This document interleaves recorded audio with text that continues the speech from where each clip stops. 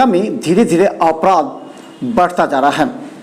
बाहर से आने वाले लोग और आपसी दुश्मनी बढ़ते देख पुलिस भी सख्ते में है। गौरतलब है कि एक दिन पहले तारालाही के चंडी और भरौल के कुछ युवकों के बीच आपस में किसी मुद्दे पर मारपीट और झड़प हो गई। पुलिस मौके पर मौजूद थी।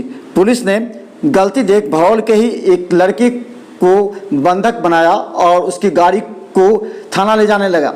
बाद में उसे भरौल के लोगों ने विरोध किया। गौरतलब है कि दोनों पक्षों के बीच कई बार मारपीट की नौबत हुई थी।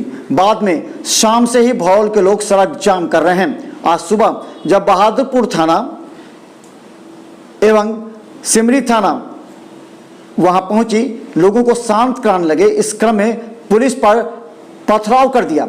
बाद में पुलिस को लाठी चार्ज करना पड़ा। गौरतलब है कि भरौल और चांडी के युवकों के बीच इस मारपीट को लेकर के आसपास के क्षेत्र में तनाव व्याप्त है।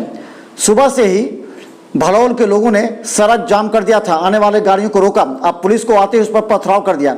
2 पुलिसकर्मी घायल हैं। आधे दर्जन को हिरासत में लिया गया है।